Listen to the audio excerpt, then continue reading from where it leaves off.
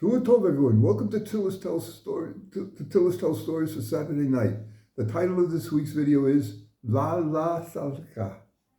I adapted it from the rendition in the weekly Shemu V'Tachi Nafshechem, Hear and Your Soul Shall Live, the weekly publication of the teachings of Rabbi Moshe Weber and the storytelling of Rabbi Moshe Weber. Harav Moshe Weber was a central and beloved figure in Jerusalem. Nearly every day he went to the Western Wall from his home in Mea Sharim to pray and to help male visitors wrap tefillin. He published several volumes of Torah Insights and Yarim Moshe, the name of his books. Less publicly, he distributed enormous sums of tzedakah charity to the poor. It is known that decades ago, I think it was in the 50s, late 50s or early 60s, the Lubavitcher Rebbe said of him that he is one of the holiest and kindest people in the world. Personally, Rabbi Weber was an influential person in my life in Israel, and in 1988, I honored him to be Sandik Sheni and guest speaker at the Brit Milah of my youngest son, Yosef.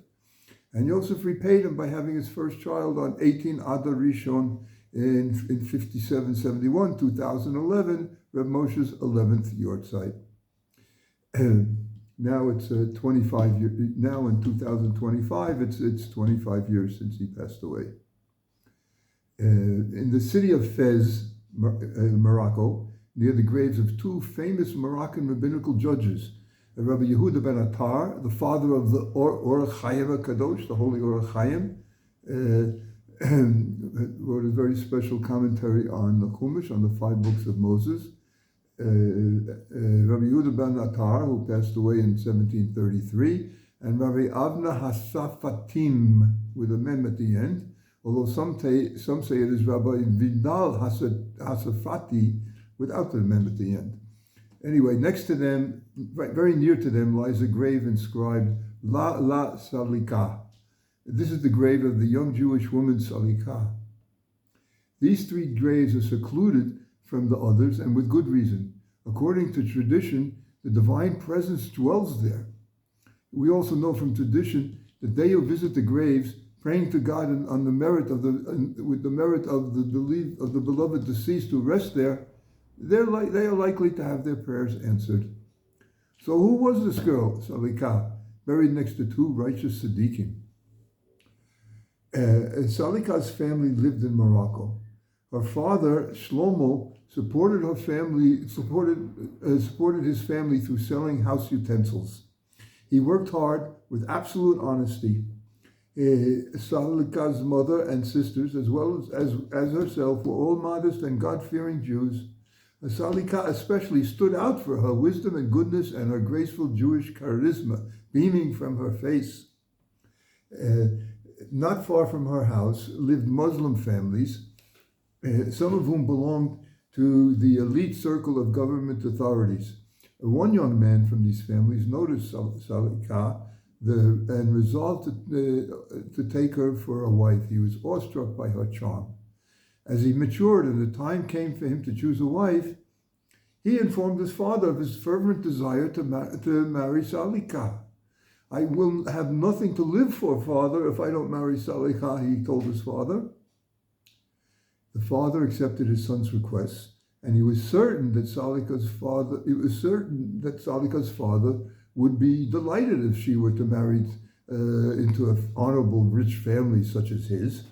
Of course, Salica would have to abandon her faith and convert to Islam in order for the marriage to occur, but neither the son nor the father saw any problem with this.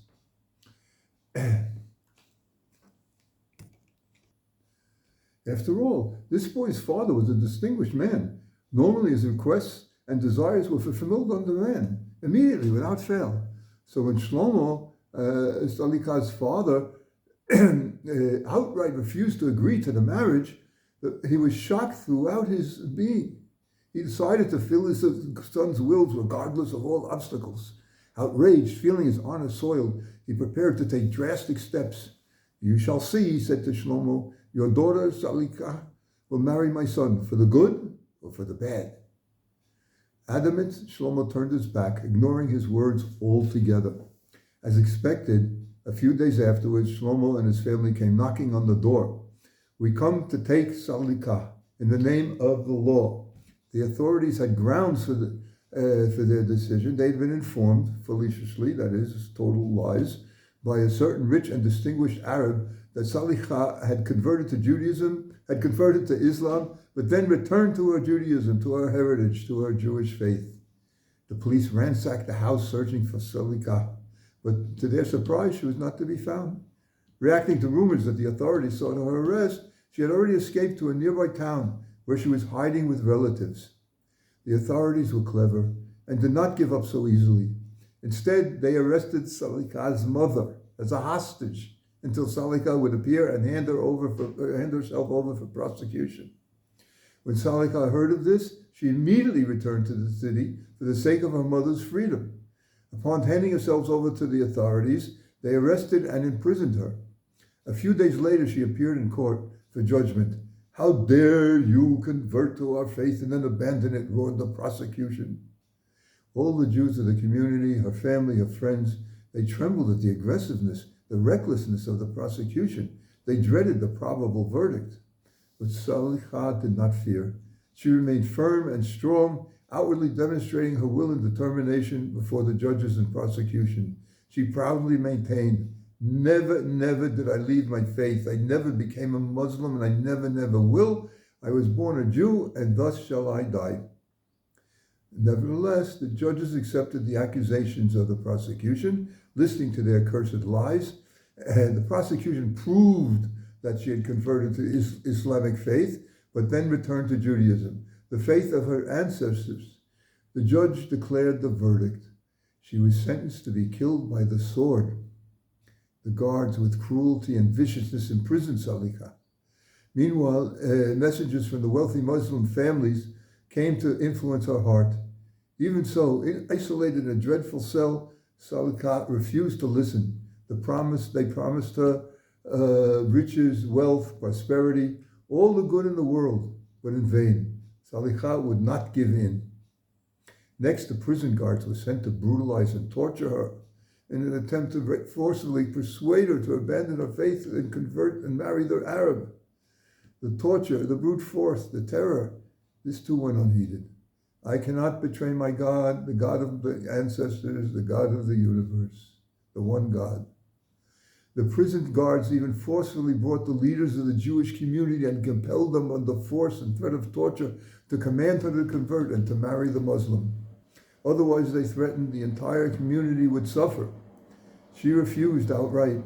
Salica remained strong in her heart and in her mind, and she would not betray her faith. In the last moments of her life, as she awaited the execution, the final fulfillment of the verdict, she was visited by the Muslim boy, the very cause of her misfortune, the source of her sorrow and torture. He whispered, "Please, Salica, my love, I love you. Listen to me. This is your last opportunity. But you can be saved, Salica, from death. You don't even have to become Muslim, Salica. Just pretend to, outwardly. Salica, just marry me, please. I don't desire your death, your harm. Your religion is of no importance to me." To his shock, Salica refused to so much as acknowledge him. In the last seconds of her life, bound in chains, while the executioner held the sword high, raised above her neck, Salica screamed the ancient Shema Yisrael cry of the Jewish martyr, "Hear, Israel, God is our Lord, God is one." Salica sanctified the name of God in her life, and even more so in her death. About her we say, "Eshes chayil meyimsa, v'rochach mifnimi michra," a woman of worth, who can find? For her value is far above rubies. From Proverbs 31:10. You're right, it's a sad ending, but it's also a remarkable ending. This is the way it's been for many Jews down through the generations, but this is now has stopped, and the fact that this can't happen anymore is a sign of Mashiach's imminent arrival. Shavua Tov. Have an excellent week.